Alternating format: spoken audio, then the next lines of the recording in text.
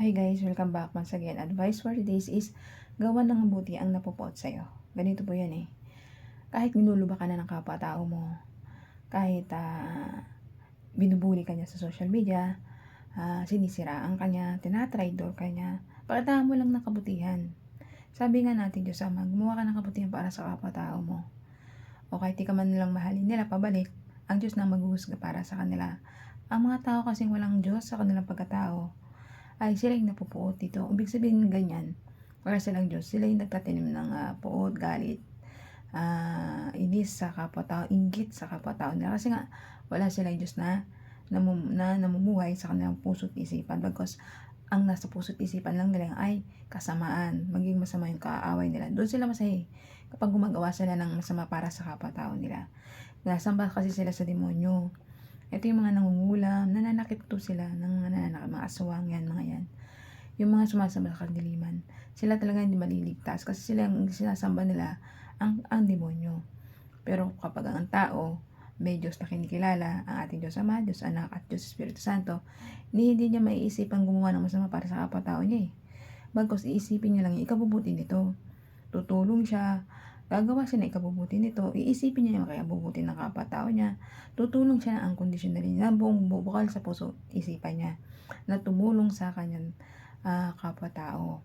Ganun po yun. Once ang isang tao may pag-iimbut galit sa puso niya, nako, isahan nyo.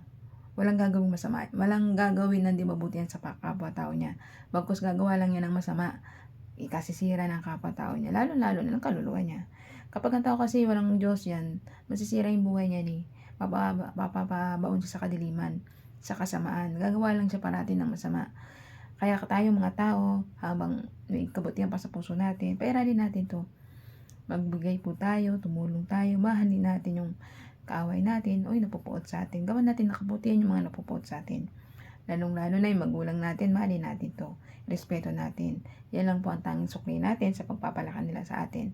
Kahit di man lang tayo ginawa ng kabutihan ng magulang natin, kasi karamihan kasi ng magulang tinatakol yung mga anak nila, binibenta, di ba? So, yun, binubugbog sila, di ba? Ganun.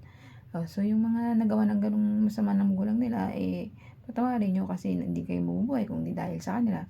Pakitaan nyo pa rin nakabutihan. Respeto nyo pa rin kasi magulang pa rin yan. Ang magulang natin, respeto natin at mali natin. Kasi sila yung nagpalaki sa atin at nag-aruga nung tayo maliliit pa, hanggang nagkaisip tayo, hanggang lumaki tayo, napatapos nila tayo. Kaya kayo mga taong na mabubuting tao, pakitaan po natin ng kabutihan ating mga kapwa tao na gumagawa sa atin na masama. At ngayon naman mga taong nagtatanim ng puot, galit, inggit sa kapwa-tao natin, magbago na po kayo.